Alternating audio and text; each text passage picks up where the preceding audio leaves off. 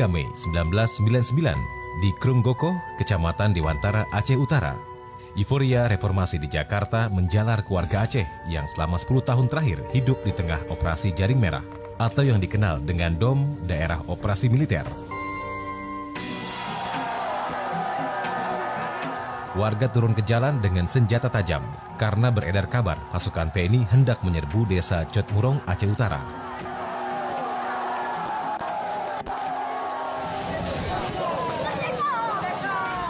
Beberapa hari sebelum aksi ini, sebuah peringatan Maulid Nabi menampilkan ceramah-ceramah bertema politik dan sejarah Aceh, di mana TNI mengklaim telah kehilangan salah seorang anggotanya.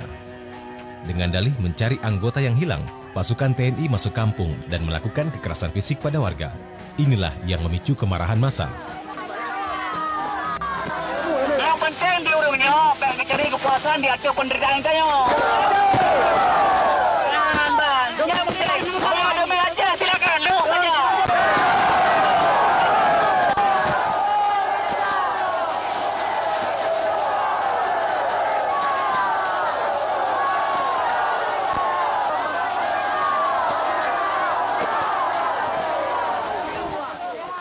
Dan konsentrasi massa ini pun segera berubah menjadi tragedi kemanusiaan.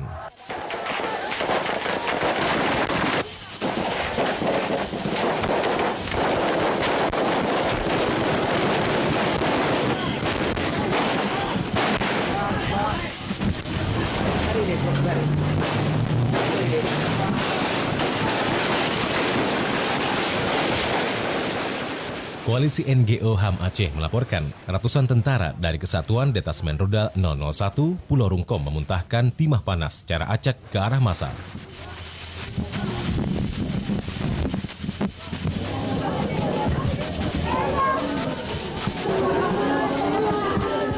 Korban berjatuhan, sedikitnya 46 orang tewas, ratusan luka-luka, dan 10 lainnya hilang.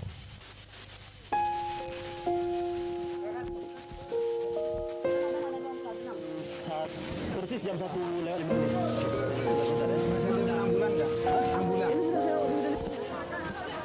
Tragedi Simpang KKA Mei 1999 hanya satu dari sekian banyak peristiwa berdarah yang meletus di bumi Aceh, justru setelah rezim Orde Baru jatuh.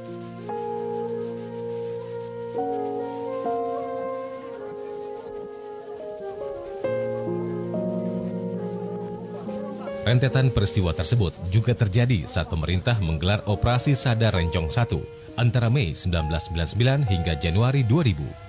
Sebuah operasi yang semula diniatkan mengedepankan pendekatan kemanusiaan, budaya, dan agama ketimbang pendekatan militer dan kekerasan.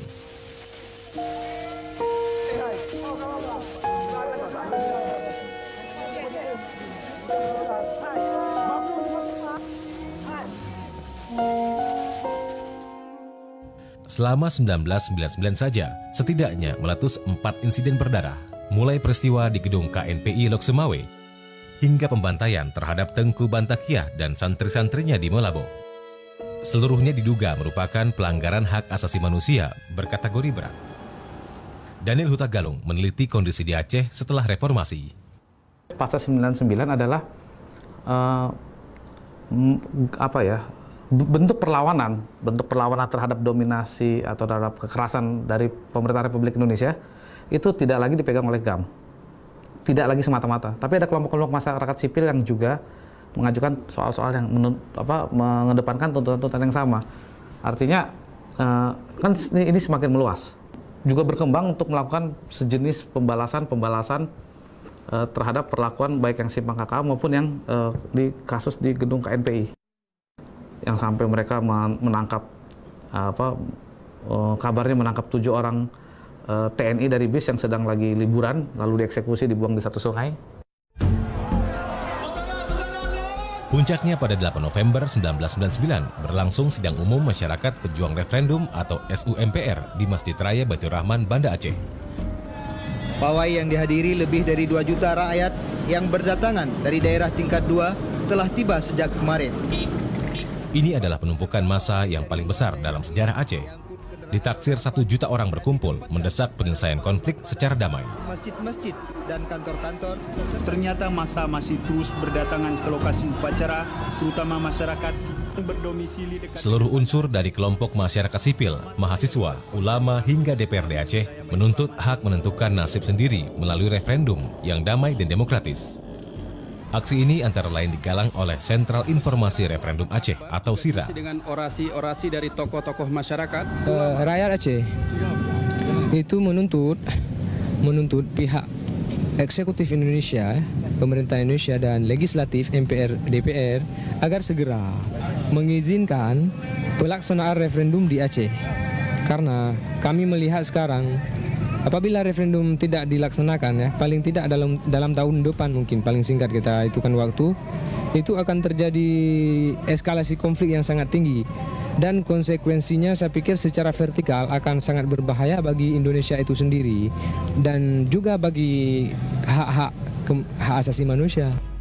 Tuntutan referendum mengemuka terkait isu ketidakadilan sumber daya alam dan berbagai kasus pelanggaran HAM yang melibatkan aparat keamanan.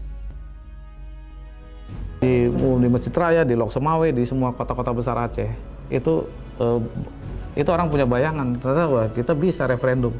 Jadi apa yang diperjuangkan, dipikirkan dan perjuangan Hasantiro itu sebenarnya justru menemukan letupannya setelah pasal 98. Nah di situ ketemu semua tuh. Seperti Hasantiro, gagasan merdeka kembali muncul di benak banyak masyarakat Aceh. Apalagi 3 bulan sebelumnya, Agustus 1999, hasil jajak pendapat di Timur Leste dianggap telah membebaskan bekas provinsi itu dari dominasi NKRI. Kampanye referendum ini tak semata menunjukkan kekuatan Gerakan Aceh Merdeka atau GAM yang bergerak di sayap militer. Meski di saat yang sama, GAM kebanjiran dukungan. Ternyata menurut penelitian saya, orang Aceh punya imajinasi juga terhadap kemerdekaan. Sehingga dia seperti menemukan lahan semai yang subur gitu loh. Langsung banyak sekali yang ikut GAM. Ada kelompok lain di luar GAM, yang bukan hanya GAM, yang juga punya kekuatan yang cukup berarti di Aceh, yang tidak bisa lagi pemerintah pusat lihat itu sebagai satu bentuk yang ini kalau hanya semata-mata kelompok gerakan pengacau keamanan, itu kan selalu dikasih nama pengacau keamanan. Apa yang dikatakan Daniel dibenarkan oleh mantan juru bicara Gerakan Aceh Merdeka, Munawar Liza Zainal. Ini kan seperti api dalam sekam. Jadi civil society, mahasiswa, masyarakat itu semuanya muncul. Waktu itu menjadi penengah. GAM tetap merdeka. Kemudian pemerintah Indonesia harus Indonesia itu Aceh harus di dalam NKRI. Jadi kita mahasiswa waktu itu kemudian juga civil society memberikan jalan tengah. Begini, tanyakan kepada rakyat, self determination. Tanyakan kepada rakyat mau merdeka atau mau pisah.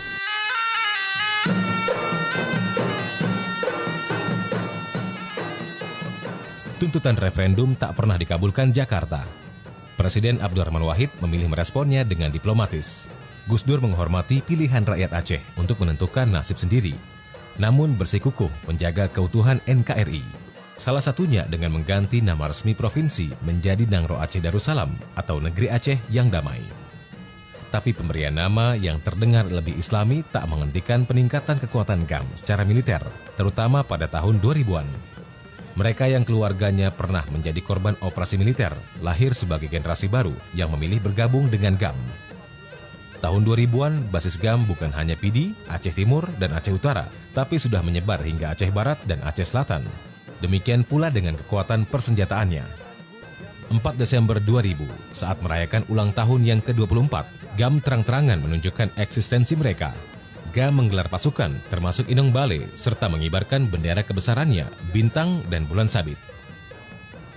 Panglima Militer GAM, Abdullah Syafi'i naik pamor dan menjadi ikon perlawanan di lapangan. Pada 4 Desember, siapa-siapa yang bisa melakukan pengibaran bendera, ya silakan. Kalau tidak bisa, tidak dipaksa. Karena itu yang penting keselamatan dulu. Apa gunanya kita naik bendera, bangsa kita ditembak? Itu kan tidak mungkin. Jadi tentang penaikan bendera, kami tidak memaksa. Malah siapa yang bisa naikkan, ya silakan naik. Yang tidak bisa, tidak apa-apa.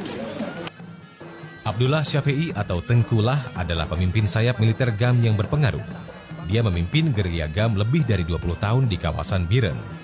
Tak seperti penggantinya, Muzakir Manaf, Tengku Lah tak pernah mendapat pelatihan militer di Libya. Kalau mereka ingin membuat kejahatan, pulanglah ke negeri mereka sendiri, ke Jakarta sana. Sayap militer di dalam banyak cerita pemberontakan adalah bagian dari gerakan yang lebih besar. Lantas bagaimana semua cerita ini bermula?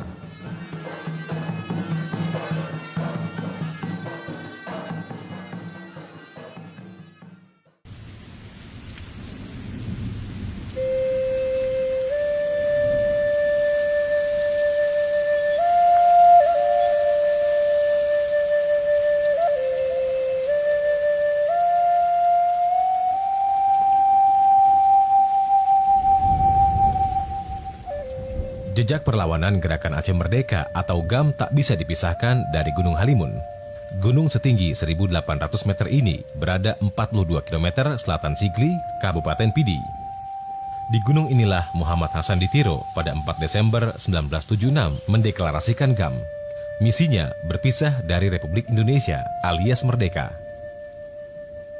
Semula, Hasan Tiro berobsesi melepaskan seluruh bekas wilayah Kerajaan Aceh di masa lampau yang membentang dari Aceh, Bengkulu, hingga Lampung dari Republik.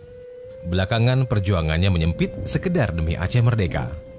Hasan Tiro mengangkat dirinya sebagai wali negara atau pemimpin tertinggi Aceh. Lalu dia membentuk kabinet yang diisi orang-orang ahli propaganda dan perang gerilya. Kepada anggotanya, Hasan Tiro mengajarkan kesadaran politik, bukan bicara soal senjata dan perang. Sebetulnya dia tidak mulai dengan senjata pada awalnya. Dia mulai dengan pamflet-pamflet. Karena menurut dia yang dibutuhkan sekarang adalah mengembalikan kesadaran nasional orang-orang Aceh, ya, bahwa mereka adalah sebuah bangsa. Aceh sebetulnya sudah menjadi bangsa sejak lama dan karena itu berhak atas kemerdekaannya sendiri. Formulasi dari Hasan Tiro sendiri untuk menemukan kembali patriotisme orang-orang Aceh yang melawan, ya, kolonialisme, ya, melawan upaya-upaya intervensi asing atau dominasi asing.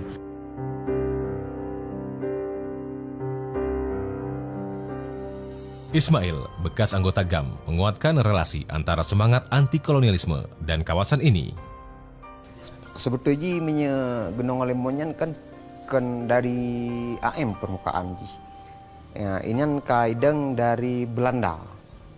Karena menyekenan Gunung Halimun yang sebetulnya tempat urang gede awal, urang mujahidin di kerajaan awal.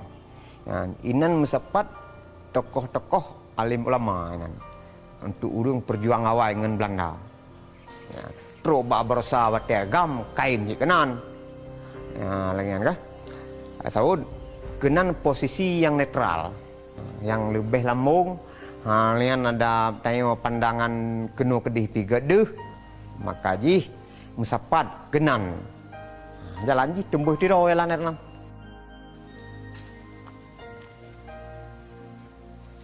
Tiro yang disebut-sebut Ismail adalah sebuah kecamatan di Kabupaten Pidi. Pedalaman ini tersohor karena digunakan sebagai nama belakang pahlawan Teuku Cikdi Tiro dan tentu saja Hasan Tiro. Di sini juga hidup rekan seperjuangan Hasan, Tengku Ayah Gani. Tengku Ayah Gani termasuk satu di antara pelaku sejarah yang hadir dalam deklarasi GAM di Gunung Halimun. Dialah GAM generasi pertama. Gubagawa kamu tapi anda dak tulis dalam suratnya di tengok tamu dong kerawa tu.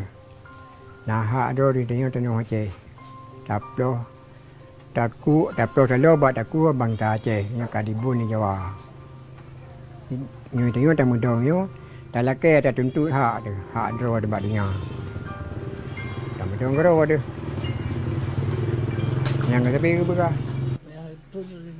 Ayah Gani ikut memanggul senjata dan bergerilya bersama GAM.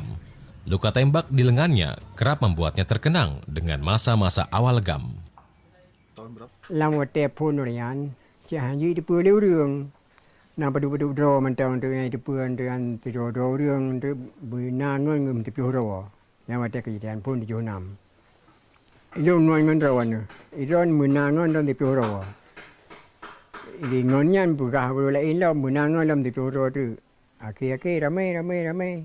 Sampai tu yang kaget ramai kali di pulau di RI 7 Nyan kaget di pulau kemarin sampai tu medan di Mantabohnya Mantabohnya.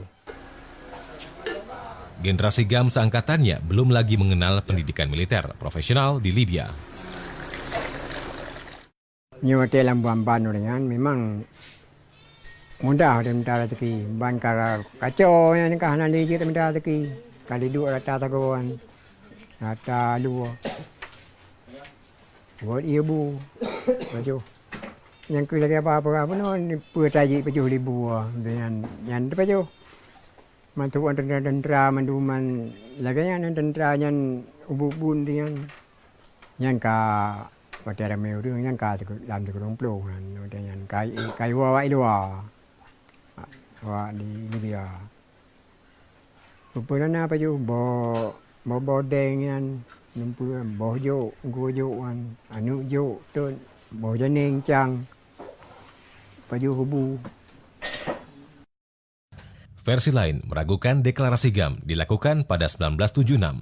Neta Espane dalam bukunya Sejarah dan Kekuatan GAM menulis deklarasi dilakukan pada 24 Mei 1977, bukan 4 Desember 1976. 4 hari kemudian Hasan Tiro membentuk kabinet. Zaini Abdullah dan Malik Mahmud didapuk menjadi Menteri Kehakiman dan Duta Kuasa Penuh. Keduanya kini menjabat sebagai Gubernur Aceh dan Wali Negara ke-9 Aceh. Hasan Tiro juga menunjuk Ilyas Lebe. Sebagai Menteri Kehakiman, Ilyas Lebe adalah orang kepercayaan Tengku Muhammad Daud Bereh yang pernah melawan Jakarta lewat Darul Islam Tentara Islam Indonesia antara 1953 sampai 1963. Versi ini percaya GAM adalah sambungan dari DITII Daud Bereh. Kalau kita lihat kontinum gerakan itu sebetulnya ada beberapa persamaan-persamaan ataupun ada momen-momen sejarah yang bersambung gitu. Tetapi pada perjalanannya kemudian itu Hasan Tiro memformulasikan gerakannya sendiri yang berbeda dengan dilakukan oleh Darul Islamnya Daud Bereh. Ini terjadi karena titik tekan dari ideologi yang dibuat oleh Hasan Tiro itu sepenuhnya berlandaskan nasionalisme Aceh dan bukan Islam. Jadi Islam tidak menjadi agenda politik di dalam gerakan Aceh Merdeka. Dalam perjalanannya kemudian, GAM merumuskan identitas perjuangan yang berbeda. Islam tidak lagi ditonjolkan, sebaliknya identitas keacehan diangkat. Saya kira shifting yang dramatis yang dilakukan oleh Hasan Tiro ke nasionalisme keacehan itu juga semacam evaluasi kritis dia terhadap perjuangan Darul Islam sebelumnya. Dia menganggap bahwa menggunakan point of commonality, titik kesamaan antara Aceh dengan Indonesia, yaitu Islam, dan itu kalau diangkat sebagai platform perjuangan akan menimbulkan banyak kesulitan karena tidak ada poin perbedaan yang mau diangkat. Kenapa kita harus merdeka misalnya? Akar perlawanan GAM merupakan akumulasi dari sejumlah hal, salah satunya isu sumber daya alam. Di Aceh ditemukan gas dan itu pada tahun 74 kalau nggak salah dimulai ya.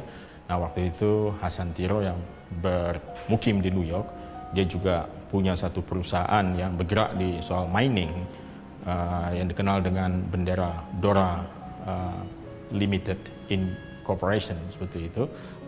Dia kalau beberapa sumber mengatakan sebetulnya sudah membuat semacam perjanjian dengan salah satu perusahaan minyak yang lain dan menawarkannya kepada rezim Soeharto pada waktu itu. Tapi ditolak oleh Soeharto karena yang sudah membuat deal dengan Mobil Oil yang mengakibatkan kekecewaan yang lebih dalam ke Hasan Tiro bahwa tidak ada harapan sebetulnya untuk membangun Aceh di bawah NKRI pada waktu itu.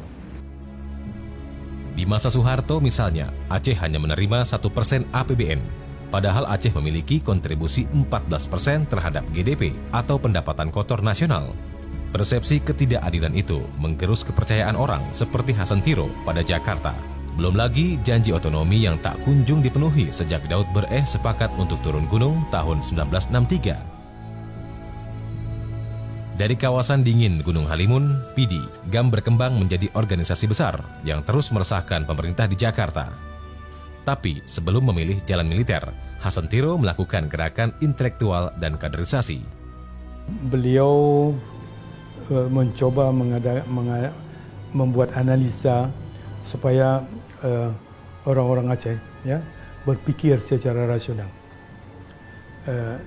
Jalan yang beliau pilih adalah dengan menulis brosur-brosur, ya, kirim ke kampung, walaupun banyak sekali halangan-halangan waktu itu. Banyak yang tidak berani membawa pulang, tapi nyatanya itu sampai juga ke kampung-kampung dan kepada orang yang membacanya dengan serta-merta. Ya, banyak sekali yang tidak tidak bisa membaca, tapi mereka itu dapat pengetahuan dari kawan-kawan yang waktu turun ke Dentung dari gunung, waktu mereka mengambil beras, mereka terangkan apa maksud kita dan lain sebagainya. Tahun 76 waktu pertama deklarasi memang yang diketahui umum gitu ya, hanya 5 pucuk senjata dan dua senjata laras panjang yang mereka mendeklarasikan, dan dengan itu strategi mereka adalah juga untuk merebut senjata-senjata yang ada di kalangan yang dimiliki oleh TNI atau polisi. Memang dia hanya sedikit mulai melakukan rekrutmen dan mulai melakukan penyebaran pamflet, bendera, pengibaran bendera, dan segala hal yang bisa mengajak orang untuk bersimpati dengan GAM. Nah, mulai dari tahun 76 sampai 78 gerakannya lebih banyak yang sifatnya mobilisasi, agitasi, dan propaganda. Selain juga tetap ada gerakan bersenjata yang sifatnya kecil-kecilan. Itulah yang kemudian membuat gerakan mereka kan cepat diberantas oleh TNI. Sampai beberapa dari anggota kementerian kabinetnya itu kan tewas, tertangkap. Pelarian Hasan Tiro dan elit GAM lainnya membuka internasionalisasi masalah Aceh. Sadar barisan militernya rapuh, Hasan Tiro lalu membangun kekuatan bersenjata di luar Aceh. Pada 1986, kader GAM mendapat latihan militer di Maktabah Tajura, Libya. Yang pertama tentang kesiapan fisik, ya, kekuatan fisik. Di sana ada latihan sejenis komando begitu, yang sukar untuk dibayangkan begitu. Kalau sebahagian orang tua melihat anaknya dilatih mungkin harus menangis begitu. Di samping latihan militer, nanti ada pendidikan khusus yang dinamakan Acehnese Education. Hasan Tiro menekankan konsep perang gerilya. Hingga 1990, sedikitnya 800 pemuda Aceh mendapat latihan militer di Libya. Konsep yang Wali ajarkan adalah konsep perang gerilya begitu. Jadi bukan perang frontal begitu. Karena tidak mungkin berapa jumlah tentara GAM gitu yang ingin lawan tentara Indonesia, ya kan? Kalau waktu itu kita katakan mau ikut GAM, ikut Aceh Merdeka, kan banyak orang yang mentertawakan. Dikencingin aja kita sudah habis begitu. Tapi karena ideologinya ini yang membuat kita bersemangat dan berani membuatnya. Selepas pelatihan tahap pertama tahun 1986, gelombang berikutnya susul-menyusul masuk ke Libya. Latihan militer di Libya marak hingga akhir 1990 dan marak kembali menjelang reformasi. Para pemuda Aceh pergi ke Libya lewat 3 rute.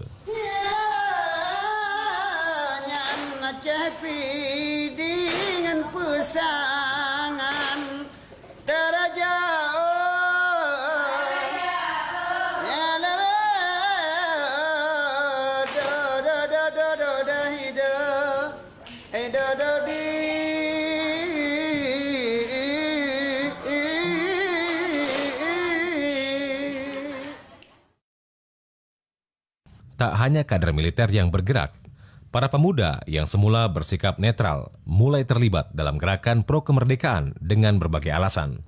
Salah satunya adalah Munawar Liza yang berkiprah di sejumlah negara seperti Thailand, Mesir, hingga Amerika dan Eropa. Meski Hasan Tiro lari ke luar negeri, Jakarta tetap memarkir puluhan ribu tentara di bumi Aceh. Puncaknya Aceh menjadi daerah operasi militer bersandi Operasi Jaring Merah antara 1989 sampai 1998. Operasi dipusatkan di Pidi, Aceh Timur, dan Aceh Utara. Korban pun berjatuhan, dari mulai pembunuhan, penghilangan paksa, hingga kekerasan seksual. Berdasarkan laporan tim pencari fakta Komnas HAM, warga sipil yang tewas mencapai 781 orang dan hilang 163 orang. Sumber-sumber lain menyebutkan korban jauh lebih besar dari itu.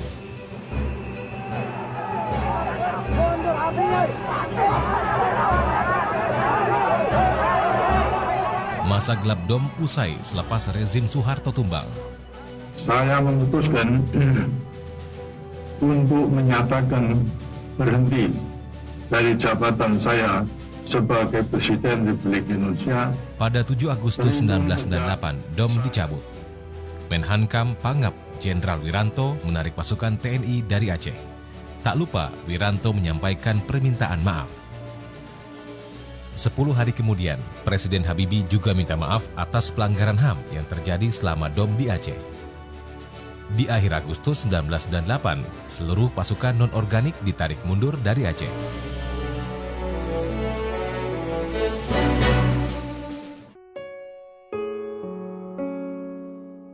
Rumah ini masih cukup terawat, terletak di Kecamatan Tiro, Kabupaten Pidi. Di rumah inilah Tengku Muhammad Hasan di Tiro menghabiskan masa kecilnya. Dia lahir di desa Tanjung Bungong, Pidi pada 25 September 1925. Ayahnya Tengku Muhammad. Ibunya Pocit Fatimah adalah cucu perempuan dari Tengku Muhammad Saman atau Tengku Cik di Tiro. Tengku Cik di Tiro inilah yang menerima tampuk kekuasaan Kerajaan Aceh tahun 1874. Pasalnya, Sultan Muhammad Daud Shah tewas saat berperang melawan Belanda, sedangkan penerusnya belum cukup umur.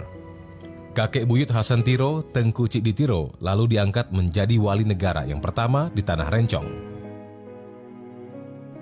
Dia membawa sejenis mandat sebagai keluarga Tengku Cik di Tiro. Dan klaim Hasan Tiro juga bahwa keluarga Tiro ini adalah seharusnya pemegang mandat Kerajaan Aceh, karena waktu berperang keluarga dialah Tengku Cik di Tiro yang diberikan mandat, bukan kepada sultan yang kemudian bikin perjanjian damai dengan Belanda.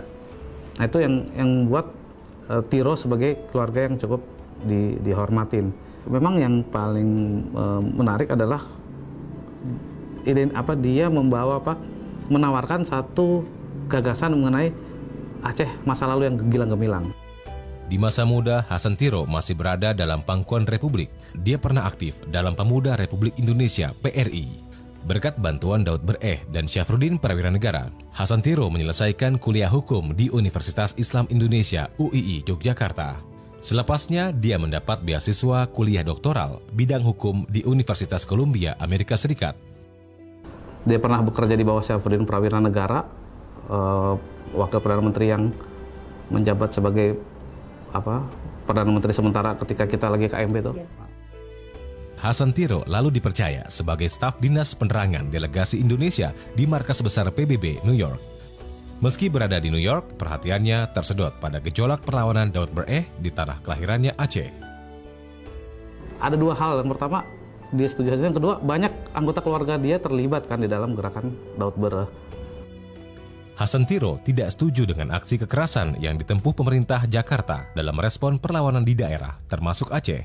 Puncak kekecewaannya pada Republik adalah peristiwa Cot Pulot Jempa tahun 1954. Di lokasi ini, sedikitnya 25 warga sipil ditembak mati oleh tentara Republik. Belum lagi di 2 lokasi lainnya. Pembantaian ini adalah balas dendam setelah sebelumnya 16 tentara Republik tewas dalam sebuah serangan yang dilakukan tentara Darul Islam.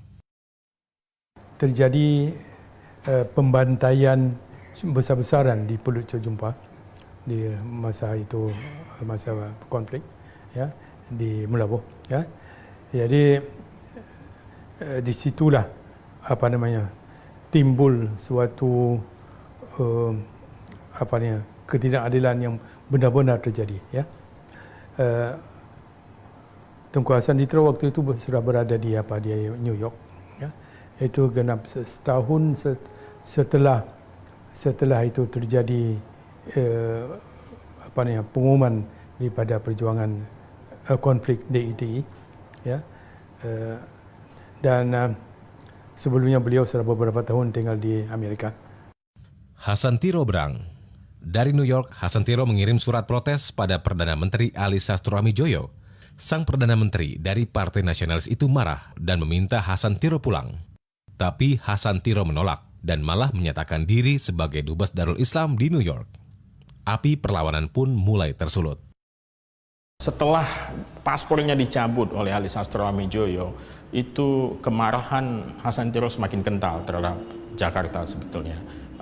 Dia lalu menuliskan banyak karya-karya. Salah satu yang saya kira paling monumental yang bisa kita anggap sebagai titik berangkat, ya, mengapa kemudian Hasan Tiro bergeser ke nasionalisme Aceh adalah satu pamflet yang ditulis pada tahun 69, Masa Depan Politik Melayu. Nah, ini di sini dia mulai mengkritisi politik negara kesatuan Republik Indonesia seperti yang didengung-dengungkan oleh Soekarno pada waktu itu. Bagi Hasan Tiro, konsep yang tepat untuk negara seluas Indonesia adalah negara federal. Ide ini kurang lebih sama dengan gagasan Bung Hatta. Gagasannya itu muncul dalam buku Demokrasi untuk Indonesia yang terbit 1958. Isu negara federal ini sempat mencuat kembali di masa awal reformasi, meski tetap tak mendapat tempat dalam hasanah politik Indonesia. Dia menawarkan federalisme karena menurut dia gagasan Soekarno itu agak absurd dengan negara kesatuan, karena bagaimanapun komposisi kesukuan itu adalah fakta politik pada masa itu yang pasti akan berdampak pada representasi di parlemen dan lain sebagainya. Betapapun pemilu sedemokratis apapun yang dibuat, jumlah suku Jawa pasti akan lebih dominan pada suku-suku yang lain karena memang jumlah mereka secara populasi itu jauh lebih besar. Nah, ini yang dikritik oleh Hasan Tiro. Kalau dengan model negara kesatuan, itu suku-suku kecil yang lain itu akan sangat sedikit sekali mendapat tempat di parlemen. Selain itu, Hasan Tiro juga menyoal pemindahan kekuasaan dari Belanda kepada Republik Indonesia. Menurutnya, penyerahan kedaulatan lewat konferensi meja bundar di Den Haag, Belanda 27 Desember 1949 ilegal. Sebab secara de facto dan de jure, Aceh tak pernah takluk kepada Belanda. Jadi, Belanda dinilai tak punya hak menyerahkan Aceh pada Indonesia. Meski begitu, ada peristiwa sejarah yang lain. 5 hari setelah Soekarno-Hatta memproklamasikan kemerdekaan Indonesia, sejumlah tokoh Aceh yang dipelopori anggota Volksraad, Teuku Nyak Arif, menyatakan bergabung dengan Republik. Begitu juga dengan Daud Bereh yang telah membela Republik dan bahkan membelikan Soekarno sebuah pesawat Dakota untuk mendukung perjuangan Indonesia melawan Belanda. Tapi setelah Daud Bereh turun gunung dan dijanjikan otonomi khusus, Hasan Tiro tak melihat perubahan sikap Jakarta. Puncaknya, Tiro menganulir gagasan negara federal. Dia menggantinya dengan negara merdeka yang sama sekali lepas dari Indonesia. Itulah Deklarasi GAM 4 Desember 1976. Tapi apakah Daud Bereh mendukung Tiro? Dia pernah mengatakan bahwa untuk kelanjutan perjuangan Aceh sejak zaman kolonial, kita ikut saja apa yang dikatakan oleh Tengku Hasan di Tiro. Dia pernah mengatakan itu kepada pengikutnya.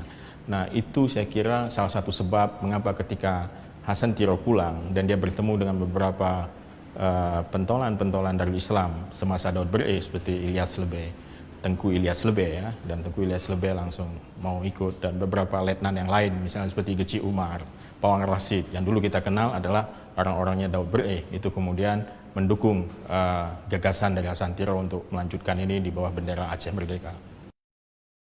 Saat memimpin GAM, Hasan Tiro membagi garis politik perjuangannya menjadi 2 strategi dalam negeri Aceh dan dunia internasional. Selama hampir 30 tahun GAM melakukan perlawanan, Hasan Tiro lebih banyak di luar negeri ketimbang ikut mengangkat senjata. Taktiknya cukup jitu menggalang dukungan internasional. Pada 1986, pemimpin Libya Muammar Gaddafi membuka kamp pelatihan militernya untuk pemuda-pemuda Aceh. Gagasan untuk membangun satu gerakan militer itu sudah dari tahun 76. Keyakinan dia bahwa memang punya kekuatan bersenjata yang sanggup atau menjaga satu perjuangan. Mendapatkan akomodasi dari Libya dan menghasilkan pejuang-pejuang yang terampil dan terlatih itu mulai tahun semenjak 86 yang semakin memperbesar perlawanan bersenjata dari Angkatan Gerakan Aceh Merdeka. Lantas apa yang menyatukan GAM dengan Libya? Tapi Libya pada waktu itu tidak membawa bendera Islam sebagai platform juga. Jadi mereka membangun satu koalisi internasional ya, front internasional tepatnya, yang disebut dengan International Revolutionary Movement. Terus dalam bahasa Arab mereka sebut sebagai Maktabah World Forum apa seperti itu, yang platform politiknya adalah anti kapitalisme, anti imperialisme, dan anti Zionisme. Jadi selain pelatihan militer juga bantuan-bantuan logistik, bantuan-bantuan kampanye internasional dan lain sebagainya. Jadi ini semacam networking negara-negara yang melawan hegemoni Amerika pada waktu itu. Hasan Tiro menetap di Swedia sejak 1985. Dari sana dia menggalang diplomasi dan mengendalikan sayap militer yang melakukan taktik gerilya di Aceh.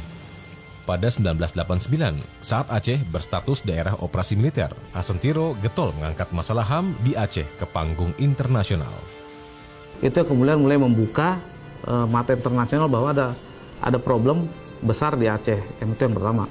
Tapi itu juga Hasantiro mendapatkan inspirasi itu dari peristiwa Santa Cruz di Timur Timur. Betapa satu peristiwa itu bisa memblow up ke dunia internasional. Berkat jaringannya itu, masalah Aceh dibicarakan di panggung internasional. Hasilnya, di akhir 1990-an, cikal bakal penyelesaian konflik Aceh lewat perundingan mulai dibuka. Meski belakangan, perdamaian di Aceh hanyalah situasi jeda di antara dua musim perang.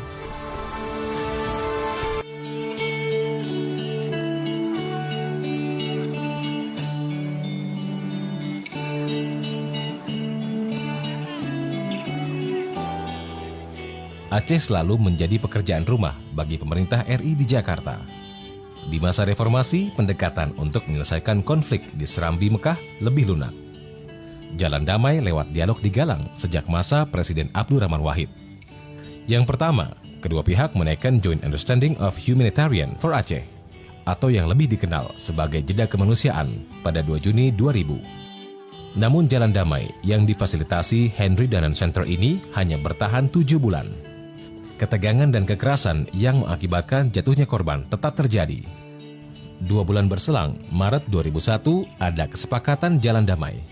Gus Dur bahkan mengakomodasi simbol-simbol Islam untuk melunakkan rakyat Aceh dalam formula Undang-Undang Otonomi Khusus yang diteken di masa Megawati Soekarno Putri. Aceh antara lain berganti nama menjadi Nangro Aceh Darussalam. Wali Nangro dan Tuha dilegalkan sebagai simbol pelestarian adat dan budaya masyarakat, hingga Mahkamah Syariah sebagai lembaga peradilan untuk pemeluk Islam. Namun semua tak mempan melunakkan rakyat Aceh, apalagi GAM.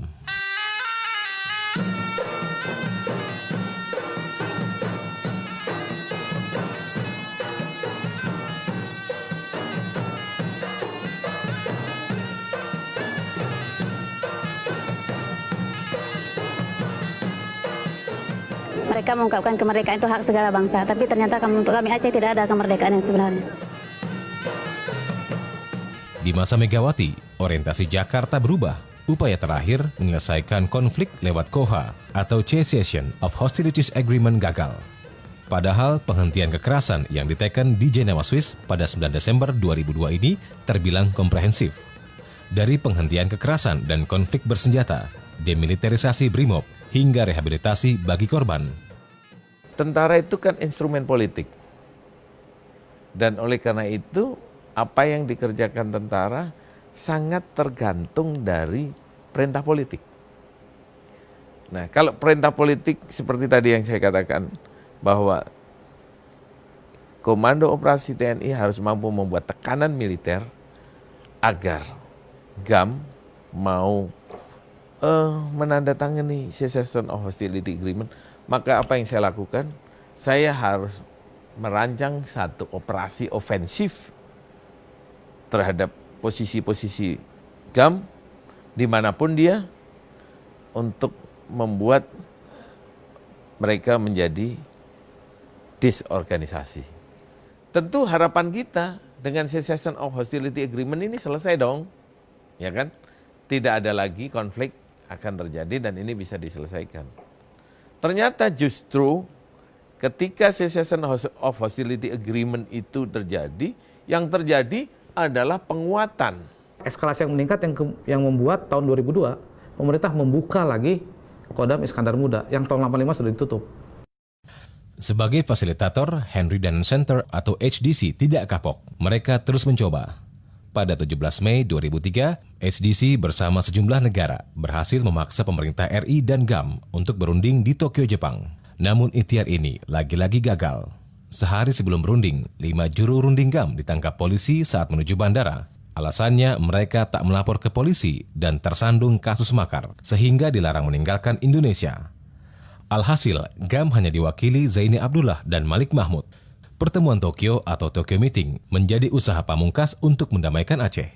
Namun lagi-lagi kandas. Opsi otonomi khusus ditolak GAM. Sampai sana rupanya yang mereka utarakan adalah sebagai ultimatum. Ya, ultimatum kita harus menyerahkan senjata, bubarkan GAM, ya, yang demikian. Jadi kami jawab dengan serta-merta, kalau kami mau menyerah, ya, tidak perlu ke Tokyo, kami datang saja ke Jakarta, ya, menyerah. Itu tidak pernah dilakukan oleh orang Aceh. Maka operasi terpadu akan dilaksanakan dengan sebuah keputusan Presiden yang dirancang untuk dikeluarkan besok atau paling lambat tanggal 19 Mei. Akhirnya Megawati Soekarno Putri menerbitkan keputusan Presiden nomor 28 tahun 2003 yang menetapkan status Aceh menjadi darurat militer. Awalnya diberlakukan selama 6 bulan, lalu diperpanjang 6 bulan. Ini menandai kembalinya operasi militer di bumi Aceh. Sedikitnya 40.000 pasukan dari TNI dan BRIMOB dikirim ke Aceh. Targetnya menjinakkan GAM, yang saat itu ditaksir berkekuatan lebih dari 5.300 personil dengan 2.000-an pucuk senjata. Artinya, satu GAM dihadapi 8 pasukan Republik. Singkong diparut di dalamnya ada oncom. Singkong diparut di dalamnya ada oncom. Yes. Nah, justru ini sebenarnya titik balik dari seluruh upaya perdamaian.